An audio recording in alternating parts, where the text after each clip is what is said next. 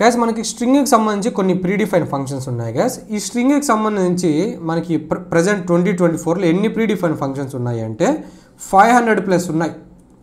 ఇప్పుడు 500+ నేర్చుకుంటా కూర్చుంటే అవుతుందా? కాదు. కాబట్టి మీరు ఏం చేయాలంటే ఎప్పుడైతే మీకు సిచ్యువేషన్ వస్తుందో అప్పుడు అది మాత్రమే చూసుకోండి, ఓకేనా.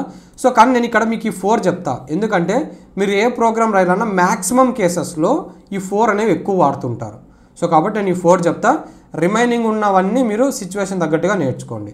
ఇప్పుడు ప్రీడిఫైన్ ఫంక్షన్ అంటే ఏం గైస్, మీకు ప్రింట్ చెప్పినప్పుడు చెప్పిన ఒకసారి అది చూపిస్తా. ఇక్కడ అబ్జర్వ్ చేయండి, నేను హైలైట్ చేశాను. ఇక్కడ మనకి యూజర్ డిఫైన్డ్ ప్రీ డిఫైన్ అని కొన్ని ఉన్నాయి.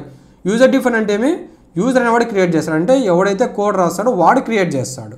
కానీ ఇక్కడ నేను ఏం చెప్తున్నా, ప్రీ డిఫైన్ అంటే ఇవన్నీ ఆల్రెడీ ఉన్నాయి. ఎవరైతే పైథాన్ డెవలప్ చేశారో వారు ఆల్రెడీ ఆ ఫంక్షన్స్ క్రియేట్ చేసి పెట్టేశారు, మనం జస్ట్ దాన్ని వాడుకోవాలి అంతే. మనం దానికి ఒక బ్రాకెట్లో ఇన్పుట్ ఇస్తే అది ప్రాసెస్ చేసి మనకు ఒక అవుట్పుట్ ఇస్తుంది అంతే, అవునా. సో సేమ్ అలాగా స్ట్రింగ్ రిలేటెడ్ కొన్ని ఉన్నాయి. అందులో ఫస్ట్ది ఏమి అంటే లోవర్ గైస్. సో ఇక్కడ నేను ఏం చేస్తున్నానంటే యాపిల్ అని చెప్పి ఇలాగా క్యాపిటల్ లెటర్స్లో రాసా, అవునా. ఇప్పుడు నేను ఇక్కడ డాట్ అని పెట్టి లోవర్ అని ఇస్తున్నా.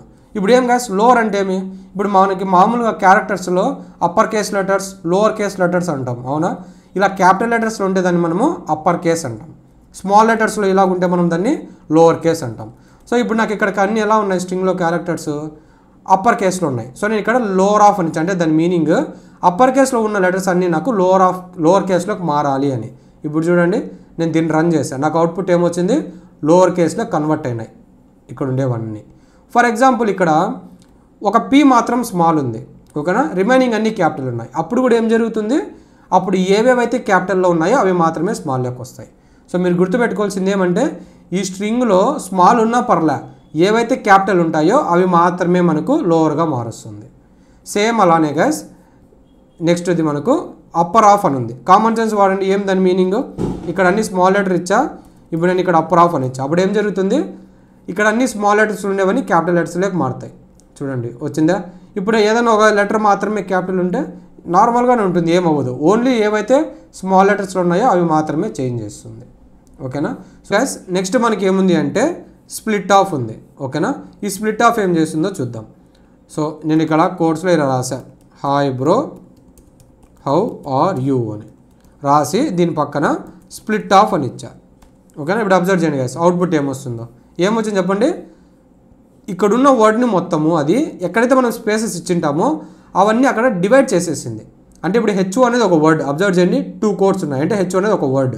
ఇంతకుముందు అయితే ఇదంతా కలిపి ఒకటే వర్డ్. ఇక్కడ చూడండి ఫస్ట్లో ఒక డబుల్ కోట్స్ ఇచ్చా, లాస్ట్లో డబుల్ కోట్స్ ఇచ్చా, అంటే దాని మీనింగ్ దీని మధ్యలో ఉన్నదంతా కలిపి మనం ఒక 1 వర్డ్గా కన్సిడర్ చేస్తాం. కానీ ఎప్పుడైతే మనం స్ప్లిట్ ఆఫ్ చేసామో అది స్పేసెస్ ప్రకారము ఒక్కొక్కదాన్ని ఒక్కొక్క వర్డ్గా సపరేట్ చేసేసింది. అందుకే హెచ్ఓకి ఒక సింగిల్ కోట్ వచ్చింది, బ్రోకి ఒక సింగిల్ కోట్ వచ్చింది, ఇలా అన్నిటికీ సింగిల్ కోట్స్ వచ్చాయి.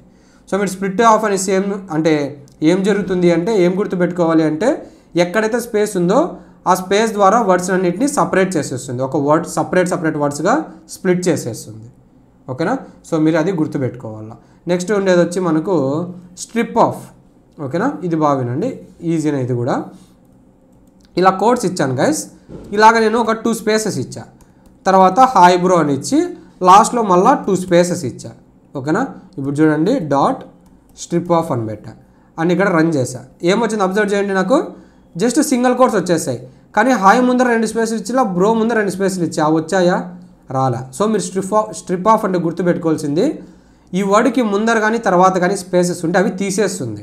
కానీ ఇక్కడ హాయ్కి బ్రోకి మధ్యలో స్పేస్ ఉందా, అది తీసేసిందా, తీసేయలే. సో మీరు గుర్తుపెట్టుకోవాల్సింది మధ్యలో ఎక్కడున్న స్పేసెస్ అది తీయదు, ఓన్లీ స్టార్టింగ్ లాస్ట్ మాత్రమే ఉంటే ఆ స్పేసెస్ అనేది తీసేస్తుంది ఈ స్ట్రిప్ ఆఫ్ అనేది. సో ఓకేనా. సో ఇవి గైస్ ఈ 4 మనం రియల్ వరల్డ్లో ఎక్కువ వాడతాము. సో ఇది బాగా గుర్తుపెట్టుకోండి.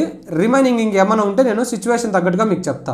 నేను కొన్ని ప్రోగ్రామ్స్ కూడా చూపిస్తాను, ఆ ప్రోగ్రామ్స్లో కూడా మనకి ఇంకా కొన్ని అవసరం అవుతాయి, అప్పుడు నేను ఎక్స్ప్లెయిన్ చేస్తాను. యాజ్ ఆఫ్ నౌ అయితే మీరు ఈ 4 గుర్తుపెట్టుకోండి చాలు. యా.